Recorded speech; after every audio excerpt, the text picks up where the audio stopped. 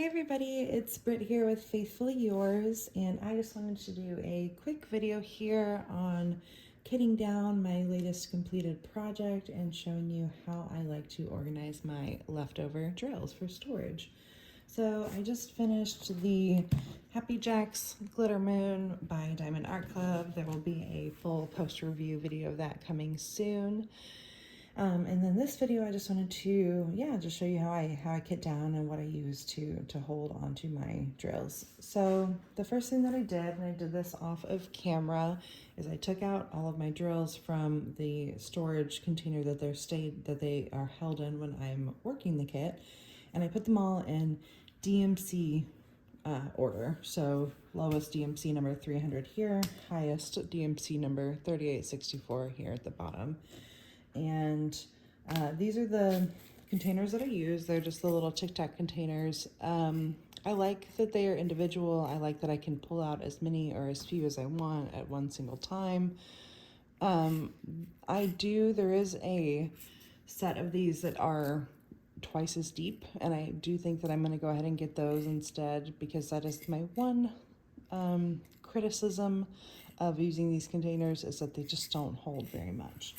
So that's the one thing that I would say about those, is that I really like using this method. And of course, everyone's method that they want to use is, I think, super personal. It's whatever is going to work best for you, makes the most sense for you. But this is what I use. So when I kit these down, these are the tools that I use to do so. So what I have here is I have obviously my drills. I've got my label stickers, which this is just circle DMC color stickers here. And I have these baggies here, which I will link anything that I can that's on my Amazon, which these are on Amazon. And these are just some clear Ziploc bags, 2 inch by 3 inches. And what I really liked about these was the thickness of them. So they're 4 millimeters thick. And so I'll show you. The downside is that they don't hold as many because they're a bit smaller than the bags you would get in kits. But the upside is that they're so much thicker. So this is the typical bag you would get in a kit, and they're just not really made for, I think, sustained use. And so that is why I decided to go with these, is that they are much thicker of a material. You're going to have a much easier time kind of keeping them and having them hold their shape in the long run, I think. So these are what I like to use. If they're in these and I've already put the labels on them, I'll go ahead and keep these ones and use them, but this is what my preference is for sure. So I've got those bags, and then I have, this is the storage that I use, and so these are just card holders, and so it is a zippered binder, and I like to use 2 of these per drill type, so 2 for rounds and 2 for squares. Each one of these does have 50 sheets, and this one I've already doctored up a bit, so I'll show you the other one. So each of these does have 50 sheets total. These are what the sheets look like. They're double-sided, so you have a pocket here, and then you have a pocket here on this side. So each sheet holds 8 different sections, and you get 50 of them per binder. And so that equals out to 800 total. So you could hold up to 800. I will say that I don't recommend that. That's why I have 2 for every, for each type of drill, is that I like to do 30 sheets and 30 sheets in each. That way it is not getting so bulky that you're not able to zip it up. And that was something that was really important for me. Could you keep them all in one binder? Yes. Would you be able to zip it up? Probably not. So just that PSA, if that's something that, if you're thinking about using these, is I would go ahead and purchase 2, and they're super affordable. They're like between $10 and $15, and that includes the plastic sheets that are inside of there. So super affordable, and I would recommend using 2 of them per drill type. And so then what I like to do is I also just purchased these little tiny cardstocks here. And so it's just a 2x3, like a business card size of a cardstock. And I like to put these in here just so I can get some visual separation between the different pages and the different drills. Otherwise, you're looking at these drills, but if there's a drill behind it, you're also seeing that color. So that was just something that my personal preference was to have that on there. And you can see, like, here's one that has that backing on it. And then I ran out, so you can actually see on the end. And so this is what it looks like without that backing.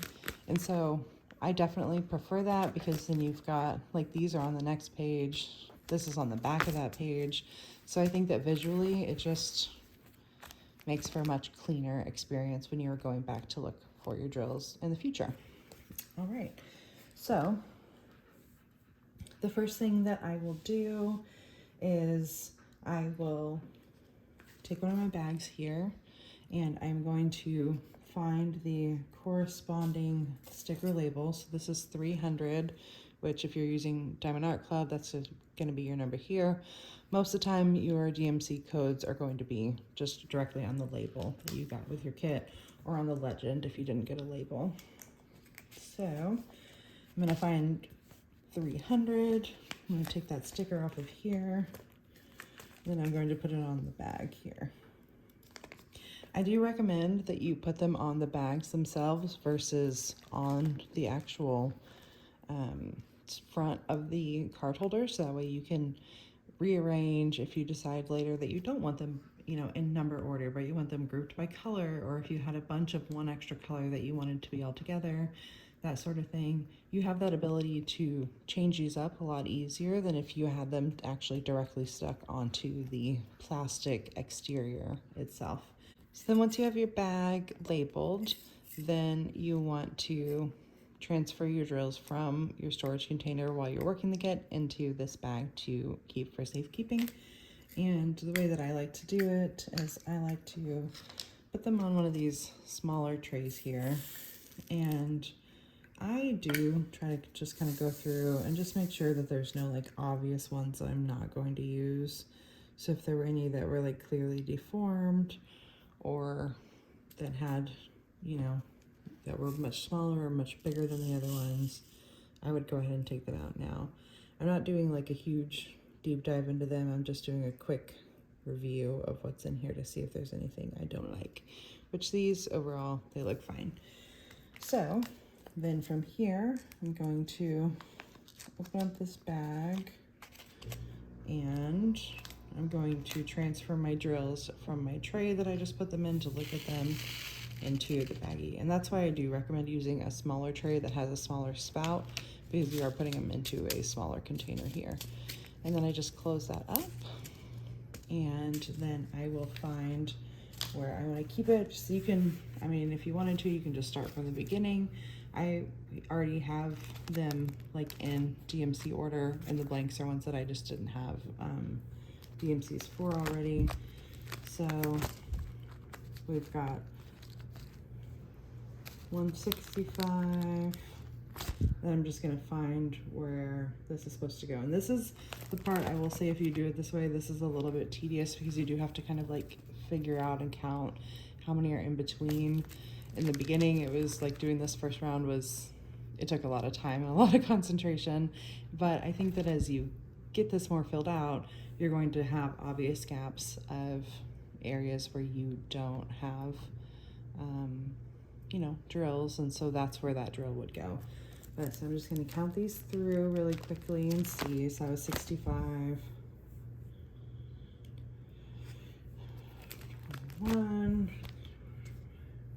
Okay, so 300 is going to go right here. And then I'm just counting them from my list here. So I started with 65, and then I was counting them out to 300. So we've got our 300, and we are just going to throw that right in there. And there you have it. So that is the way that I kit down from here. And then I just take my container so that way I can reuse it in the future. And I'll take off this label here. I tore my whole thumbnail off, and so typically I would just use my thumbnail and take these off, but I can't because my thumb is wrecked right now, and I didn't even do anything like I just hit it against the back of a chair and it totally just broke off the whole thing. But I haven't realized how much I used that thumbnail until I haven't been able to use it, let me tell you. Anyway, so there is our container that is now ready for the next project. And then this will go in my cute little, look at my cute little trash can. I love this thing so much. It's so goofy and so silly, but it brings me so much joy. I love it. All right, so let's do one more so that way you can see, and then I will time lapse and you guys can see the whole finished thing here. So this next one is 301. So I'm going to take my bag here. I'm going to go to my sticker labels, 301, throw that right on here. And then I'm going to take my extra drills, pour them into my tray here. Look for anything obvious that we don't want to keep. Nothing again that I'm seeing right off the bat, which is a good thing. I am not mad when I cannot find things that I don't want to keep and use for a different project. So these look good as well. So then I'm going to open up this baggie here and pour these drills in here. And close that up. And then we've got our 301s, and that one is just the next one up, so that one's easy. And so that is going to go in this front side here. And there we have it. So this is how I like to kit down, and I will do a time lapse here so you guys can just see me finishing kitting down this project.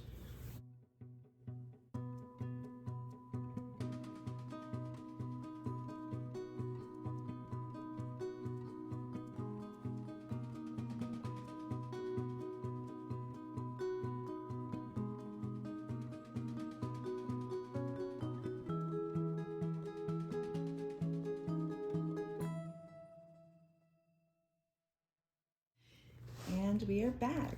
So here we are now with our completed binders that have completed the kitting process for this kit right here, the Happy Jack Footerman. So just to give a overview of what it looks like now that we've finished through there. So again, I have mine in color, in number order. And so you can kind of scroll through and flip through here and see the different colors, where they land, that sort of thing. I will say that this was the first time that I used some leftover bags that weren't the bags that I recommended, that were not these thicker bags here.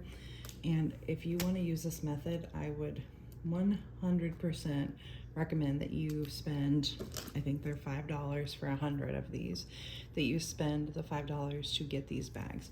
These are so much more difficult to get into the slots versus these because of the thickness difference between the two, where these have some shape to them so they can slide in more like a card would into a binder, versus these I had to turn it sideways and kind of like put my hand on top of it and like slide it in. So definitely recommend, if you are going to do a method like this or similar to this, that you go ahead and get some of these thicker millimeter bags. It will save your sanity, and that is really what's most important, because we're doing this for fun, right? And so this has, like I said, this has 30 sheets in here. So this one went from the beginning of the codes, like, what is that, 150 I think, to just about 900 was the last one that I had in here. And then you can still see, and this is why, so this is only 30 different colors, and it's already, you know, it's pretty full already, and so that is why I definitely recommend that you split it between 2 separate binders. And then here is our second one, and this one I don't have the white cardstock backing yet, and so you can see again, like what I was saying, how you can see through them, which if it's not a problem for you and you don't care about, great, like you don't have to spend that extra, you know, few dollars to buy those cardstocks, but I really do think it makes a big difference when you're trying to go through and find something that you are looking for. And there you have it. So that is kitting down of this kit and the storage method that I use. I hope that you found this video helpful and that you got some good insight from it. I would very much appreciate if you give this video a thumbs up, and if you want to see some more diamond painting types of videos, please feel free to subscribe. And also just feel free, leave me in the comments if there's something you want a how-to on, or if you would like to see certain types of videos, please let me know. I want this channel to be something that you find fun and enjoyable to enhance your diamond painting. So thanks so much, and hope y'all have a great day. Bye.